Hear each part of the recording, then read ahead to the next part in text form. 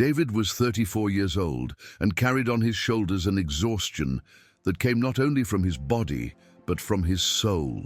Working as a data analyst at a technology company in Madrid, he found himself buried under numbers, deadlines, and an emotional silence that grew each day. It wasn't sadness he felt, it was an insistent emptiness, as if life had lost its rhythm. It was on an insomnia-ridden night, sitting on the balcony of the small apartment where he lived alone, that he decided to look for something that would disconnect him from that dull routine. He found, without much planning, an isolated village in the interior of Spain, surrounded by hills and trails, where the days passed slowly and the nights smelled of wet earth. He grabbed a backpack, turned off his cell phone, and went. The first week was of absolute silence. David spent his days walking among fields and forests, trying to reorganize his thoughts without really knowing what he was looking for. He went to bed early, woke to the sound of roosters, and fed himself simply as if he were relearning how to live. On the afternoon of the 8th day, the sky was starting to take on orange hues when he decided to extend his walk along a less trodden trail that crossed a denser part of the woods. The wind blew gently, and the only sound was his footsteps on the earth. It was at that moment, in the midst of that almost sacred silence, that she appeared, a German shepherd bitch, so skinny that her ribs were visible under her, and dirty skin. Her eyes, deep and distressed, were not asking for food, they were asking for help. By the way, if this story has already caught your attention until now, take the opportunity to enjoy it, subscribe to the channel, and hit the notification bell. There's still a lot to happen. David stopped instantly. The dog slowly approached, her paws trembling and her gaze fixed on him, as if each step demanded more strength than her body possessed. There was something about that animal that defied any common instinct. She didn't growl, didn't bark, didn't retreat. She simply came closer with gentleness, rested her snout on the waistband of his pants, and gave a slight, almost symbolic bite. Then she stepped back 2 paces and looked over her shoulder as if to say, "Come with me." David hesitated for a second, but something in his chest, perhaps an ancestral impulse, perhaps just a good feeling, made him follow. And the dog, without waiting for confirmation, turned and began to walk, with difficulty, into the forest. The journey was longer than David expected. The vegetation was dense, branches brushed his face, and the sun had almost completely disappeared. Even so, he continued, attentive to the skinny figure leading the way, stopping from time to time to check if she was still coming. When they reached a clearing, the scene before his eyes did not seem real. An old, abandoned cabin, covered in moss and practically swallowed by the forest, emerged from the darkness. And inside, in the darkest corner, there was movement, or rather the attempt at movement. Puppies, small, frail, starving. One of them wasn't moving at all. The smell was heavy. The mix of abandonment, feces, and dried blood filled the air. Next to the puppies, there was a rusty cage with crooked bars and red stains at the bottom. David felt a lump in his throat, and it was right there, in that moment when the air seemed to vanish from his lungs, that he understood. The dog wasn't seeking food or shelter. She was seeking help for what still was the most valuable thing in the world. David knelt down without thinking. The floor of the cabin was damp and covered with dead leaves, but that didn't matter. His eyes scanned the small bodies, trying to understand if there was still time. The dog, panting, lay down beside the puppies, licking them one by one with the same desperate delicacy of someone trying to stave off the inevitable. David took off his shirt and began to wrap the puppies one by one, carefully, trying to warm them up. He picked up those that were still moving and nestled them in his arms, feeling the fragile warmth they exuded. For a moment, he looked at the little one that wasn't moving, and even without knowing what to do, he took that one as well. The dog immediately followed him, even almost without strength. She limped, and with each step it seemed she was about to fall, but she didn't stop.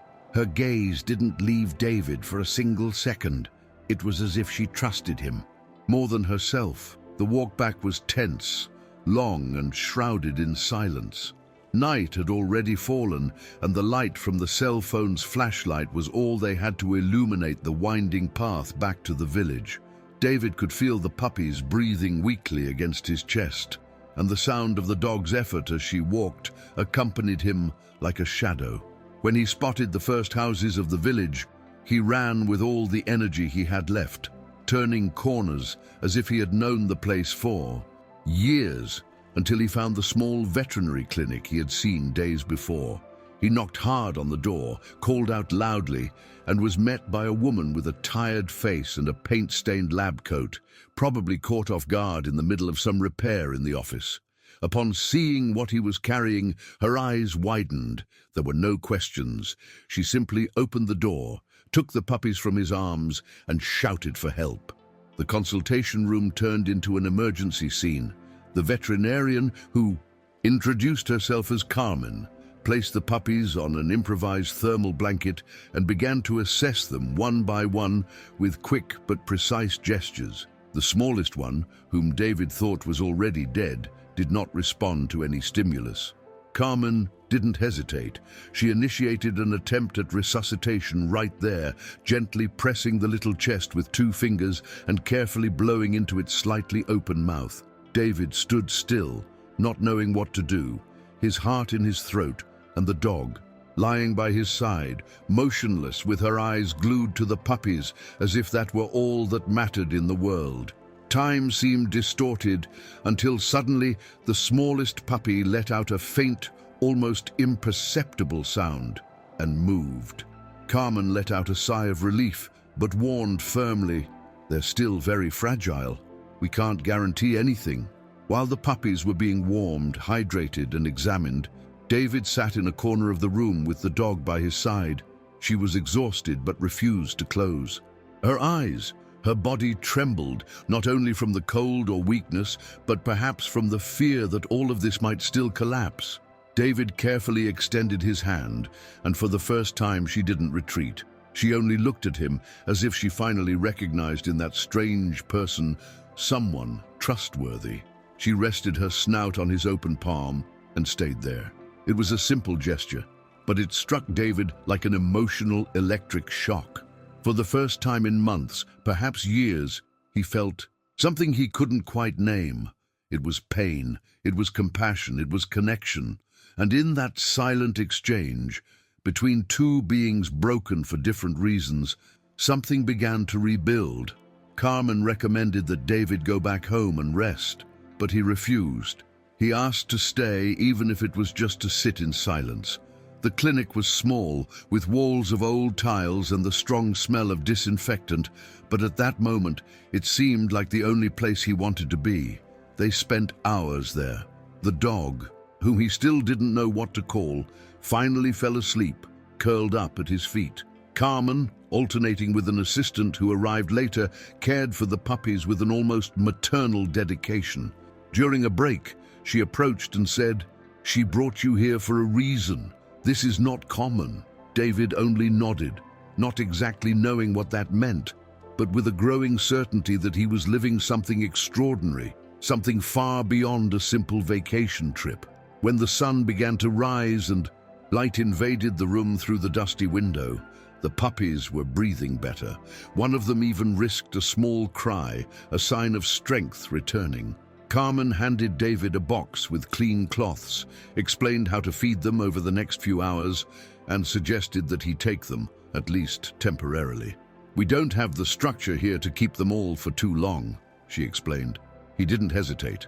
He asked for the key to the cabin where he was staying and, with the dog still staggering, left, carrying the puppies with the delicacy of someone carrying something sacred. On the way back, he frequently looked at her. The dog now walked closer to him without averting her gaze, as if she wanted to ensure he wouldn't disappear. She was no longer a desperate guide. It was a mother entrusting her last hope to a stranger who, little by little, was ceasing to be strange. When they arrived at the cabin, David improvised a space in the corner of the room with blankets, towels, and a larger box he found in the storage next to the kitchen. The place, simple and rustic, gained an air of warmth that he had never felt there before. The dog entered hesitantly. She stopped at the door, sniffed the floor, raised her snout into the air as if seeking guarantees that the place was safe. David said nothing. He simply sat on the floor beside the puppies and waited. After a few minutes, she entered slowly, with short, careful steps. She lay down next to the little ones, licking them more calmly now, as if she could finally rest a bit from the constant vigilance she had maintained for so long. It was only then that David realized he didn't know her name, and at the same time, it seemed she already had one. Luna. It came to his mind naturally, without effort. Luna, like the light that appears when everything else darkens. In the days that followed, David's routine transformed. He spent much of his time cleaning, feeding the puppies with a bottle, talking with Carmen on the phone, and trying to understand Luna's signals, who was still skittish with sudden movements but increasingly present. She didn't bark, didn't ask for anything. She just watched. She slept with one eye open, as if the past were still lurking. David noticed that. At night, he woke to the smallest whimpers and went to the makeshift mattress to check if everyone was breathing. There was a silent tension in the house, as if everyone there, humans and dogs alike, were recovering from something invisible. And, in a way, they were. Because David, even without admitting it, found himself less anxious, less empty. There was something in that daily surrender that brought a kind of healing he had never sought, but which now became essential. One afternoon, while he was cleaning the food bowls and changing the cloths of the puppies, David noticed that Luna was standing at the back door, staring fixedly at the fence. Her entire body was tense, her tail lowered, but she did not run away. He approached slowly, trying to understand what was on the other side. He didn't see anything immediately, but Luna remained alert, as if she sensed something he couldn't see. It was the first time she had shown that kind of reaction since she arrived. After a few minutes, she moved away from the door, walked around the house, and lay down among the puppies as she always did. That stayed in David's mind. He began to wonder what exactly Luna had experienced before meeting him. The cages in the cabin, the bloodstains, the state of the puppies. Everything pointed to something much bigger than mere abandonment. That night, he decided to sleep on the living room sofa next to the litter. Not out of fear, but out of intuition. Around 2 in the morning, he woke up to a low noise coming from outside, dry footsteps on leaves. Luna heard it too. She jumped up silently and went to the door. She didn't bark. She just stood there, motionless, her body ready to react. David peered through the crack in the window and saw 2 silhouettes near the fence. They were men. One of them was pointing toward the house, while the other seemed to hesitate. Luna let out a low, guttural growl that made David's chest vibrate. It wasn't the sound of a frightened animal. It was the warning of someone who has something to protect. The men noticed.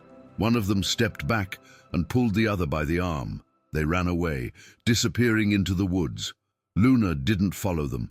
She just stayed there, standing, staring into the darkness, until she was sure they were gone. The next morning, David got up early to buy a reinforced lock for the gate and installed a wooden bar on the main door. He didn't say anything to the neighbors or to Carmen. He didn't want to alarm anyone without evidence. But he knew deep down that this wasn't a random encounter. Luna was right to feel danger even before it manifested. During the day, she remained more alert, sniffing the corners of the house, walking in circles around the backyard. The puppies, on the other hand, were more active than ever. They rolled around, whimpered loudly, and even tried to bite David's fingers when he put his hand in the box. It was as if the house had come alive again, filled with small movements that slowly lifted the lingering tension from the rooms. That same afternoon, Luna did something that surprised David. She entered his bedroom for the first time. Until then, she had avoided that space, as if she was still afraid of overly confined. environments, but that day, while he was lying in bed with the door ajar, she simply entered, walked to the foot of the bed, and lay on the floor, pressing her body against the wall. She didn't ask for affection, didn't seek attention. She was just there. David put his book aside and watched her in silence for long minutes. That calm presence said a lot.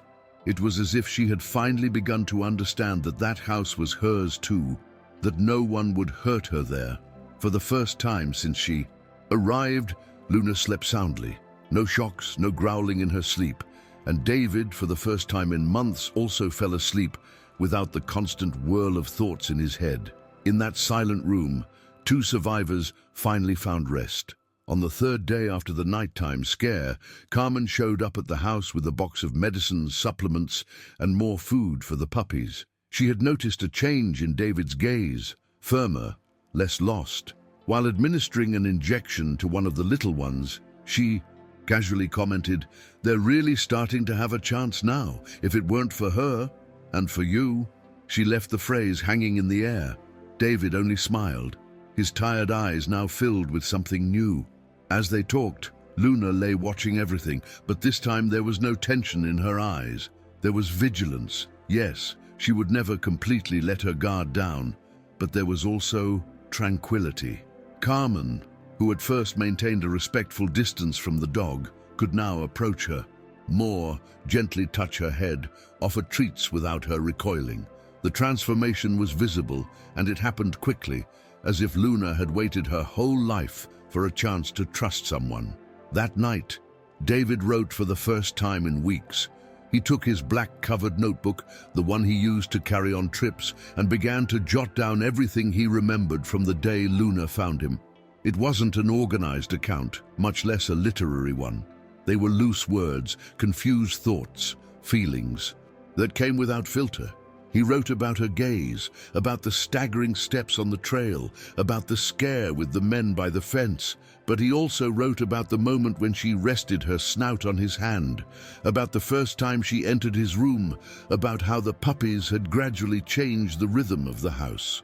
When he finished, he realized he had filled almost half of the pages, and he felt something like relief, as if, by putting everything on paper, he managed to understand himself better and what was happening inside him. If you are feeling all of this along with David and Luna, share this video with someone who needs to hear this story. It really helps us reach more people. As the days went by, the routine adjusted like an improvised choreography. David would wake up early, feed the puppies, clean their space, go out to get supplies in the village, and return before noon. In the afternoon, he dedicated himself to small renovations in the cabin, reinforcing the fence, cleaning the roof, installing a new lock on the gate.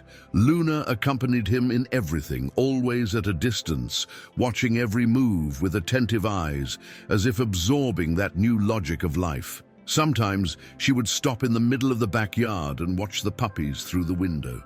Other times, she would lie on the floor near David and just stay there, as if his presence were enough. There was a silent pact between them, built with small gestures and whole days of unhurried coexistence. It was on a clear afternoon, while he was hanging clothes on the line, that David heard a noise coming from the dirt road near the grove, a car. It wasn't common for anyone to pass by there, especially during the week. Luna immediately stood up, her body alert. The car parked about 30 meters from the entrance to the property. Two men got out. They were the same as the other night, but this time in the daylight, David could see their faces clearly. One of them was older, with an unkempt beard and a shirt open at the chest. The other, younger, had an uneasy look and kept his hands in his pockets. They didn't advance. They stood still, as if waiting for something. Luna growled but didn't run. David didn't move either. A tense silence hung in the air. Then the older one took a step forward and said, in a tone that sounded forced, "We are looking for a dog that got lost around here." David didn't answer. Instead, Luna walked to the front door and positioned herself right in front of him. Her look said it all. David didn't need proof or confession. He knew. The way Luna positioned herself in front of him, with her chest puffed up and her gaze fixed on the men, was more eloquent than any word. The younger one tried to take another step, but Luna advanced 2 meters ahead, growling low. There was no fear. There was instinct. The instinct to protect what was finally hers, her puppies, her home, her human. The older man raised his hands and smiled cynically. "We don't want trouble. We just came looking." But David, in a firm and calm voice, replied, "You have nothing to look for here. Go away." They exchanged glances for a moment, as if assessing how far they could go. But Luna didn't back down, and neither did David. Then, without another word, the two returned to the car, speeding away along the dirt road, leaving behind a trail of dust and tension. When the sound of the engine faded among the trees, Luna returned to where David was and sat beside him. She was still breathing quickly, but she wasn't trembling. David carefully ran his hand along her back, feeling the warmth of her body, the slight shiver beneath her fur. "It's over," he murmured. He didn't know if it was true, but he wanted to believe it. That night, Luna slept at the foot of his bed, as if guarding his dreams.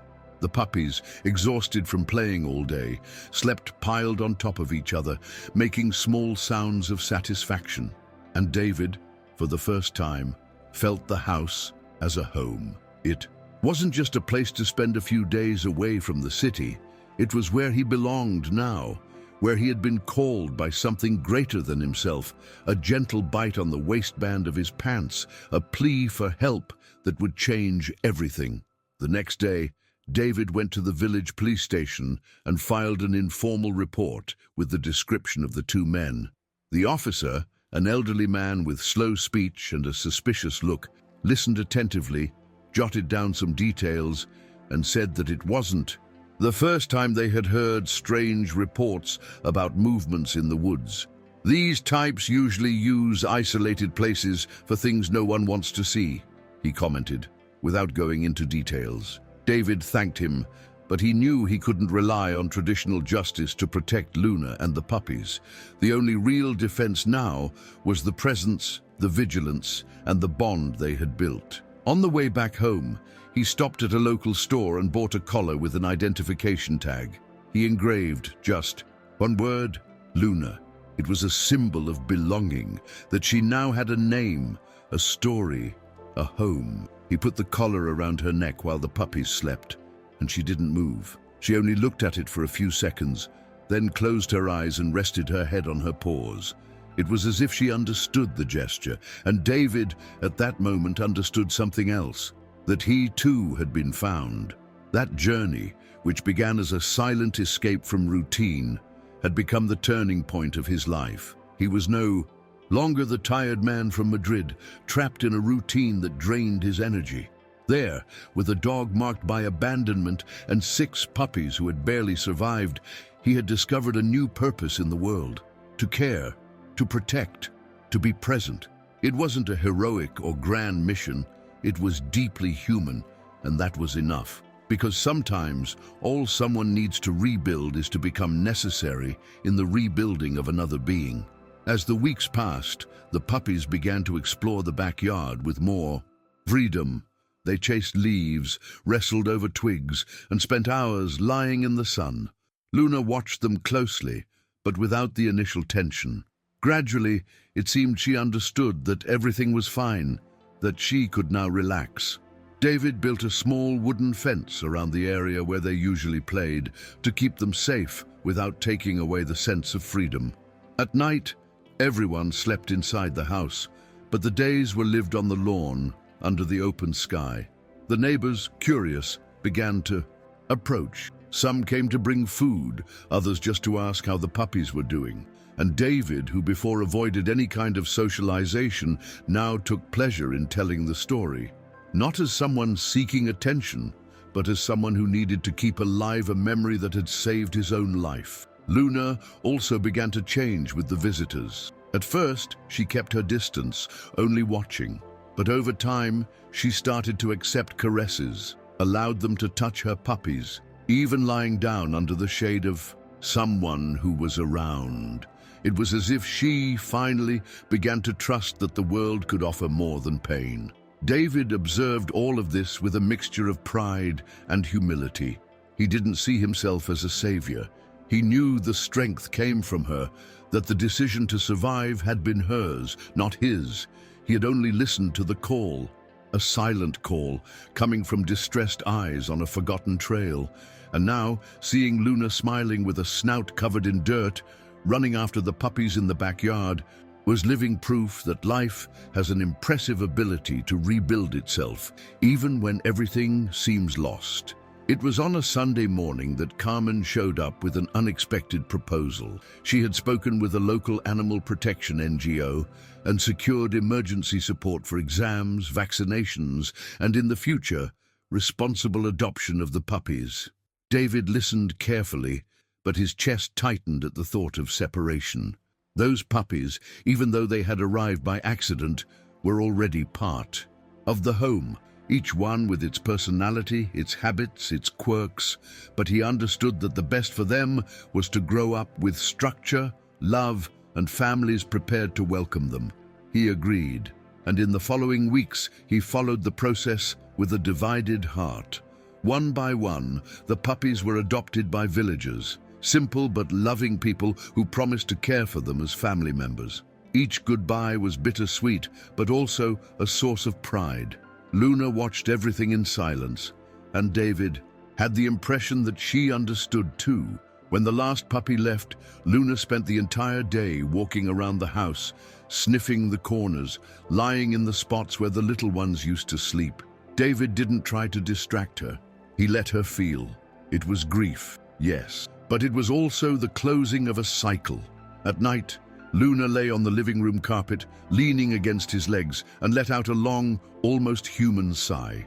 David silently stroked her back, also feeling a new emptiness there, but without sadness. It was like closing an important book. The story remains with you even after it ends. He knew Luna would stay. She was part of him now. Companion on trails, guardian of the house, symbol of everything he hadn't even known he needed to rediscover. And in that shared silence, with the lights off and the soft sound of wind outside, the two understood that they were exactly where they were meant to be. After the puppies left, the days took on a new rhythm. Without the constant demand of the little ones, David and Luna created a calm, almost symbiotic routine. They walked together along the trails he once explored alone, where months earlier everything had begun. The difference now was the lightness. Luna walked ahead, confident, with her tail held high and her eyes alert, but without the fear that had once defined her steps. Sometimes she would turn around, as if to confirm that he was still there, and David would smile. Yes, he was, and he intended to continue.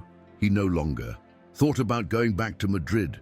The idea of returning to his old job, of diving back into spreadsheets, deadlines, and meetings, seemed as distant as another life, and perhaps it was. He still didn't have a defined plan, but he felt that something new was building there.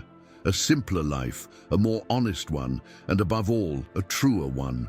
It was during one of those walks, sitting together on a rock overlooking the valley, that David spoke aloud what he had been feeling for days. "You saved me." Luna, she did not react with any obvious gesture. She only lay down beside him, pressing her body against his as she did in the early days, when fear was still the foundation of everything.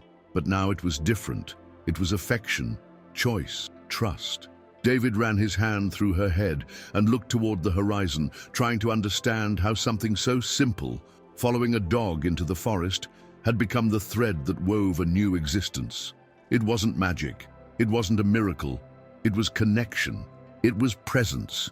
It was the courage to heed a plea for help that wasn't even spoken in words. And above all, it was the willingness to remain, even when everything seemed too fragile to go on. Over time, Luna became known by everyone in the village. The children called her name as she passed by the square, and the residents offered treats and smiles as part of the routine. It was as if she had been adopted by everyone, but truly belonged only to David. He took her with him on small trips to neighboring villages, Short rides with the car windows down and the wind tousling her fur. She didn't mind. She kept her head out, eyes half closed, as if she finally knew what it meant to live. On one of those trips, when they stopped at a grocery store, an elderly man approached and commented, "This dog has eyes that have seen too much, but she walks as if she chose to move forward." David just smiled and replied, "She taught me that." And he realized at that moment how true that statement was. On the quietest nights, David still found himself remembering the moment Luna appeared on the trail. It was strange to think that all of this, the change in his life, the rediscovered purpose, the peace he now felt, had started with such a simple gesture. Sometimes he wondered what would have happened if he hadn't followed that call, if he had interpreted the encounter as just another lost animal. He probably would have returned to the city, resumed the automatic routine, and continued to exist without truly living. But that wasn't what happened, because he accepted life's invitation at the moment it presented itself in the most unexpected way. And it was that choice that saved not only Luna and her puppies, but also David himself, who now knew with all the silent certainties that only the heart understands, that he would never be the same again. One morning, months later, David awoke to the gentle sound of rain falling on the cabin's roof. Luna slept curled up next to the bed, breathing deeply. He got up slowly, made some coffee, and watched through the window the wet backyard, now empty of puppies, but full of memories. Every corner of that house carried a story.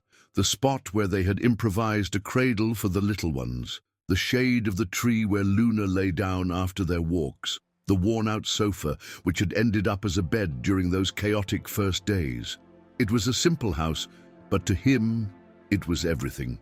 With each drop that fell, it seemed as if time whispered that something complete was there, that even with the traumas and what was left behind, life had found its rhythm again.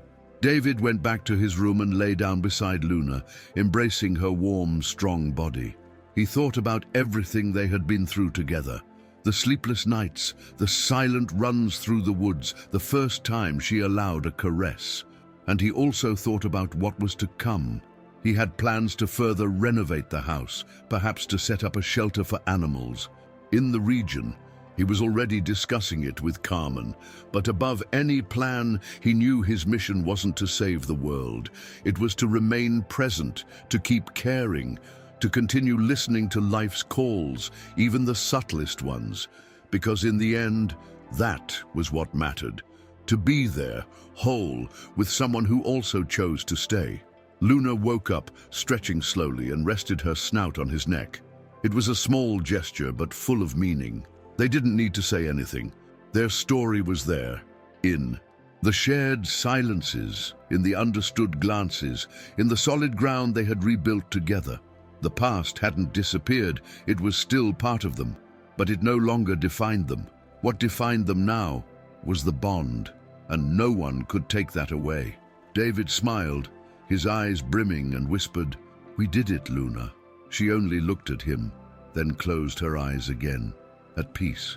And on that grey and calm morning, amidst the sound of the rain and the warmth of her presence, he knew that he was finally home. And if this story touched your heart, leave a like, subscribe, and turn on notifications.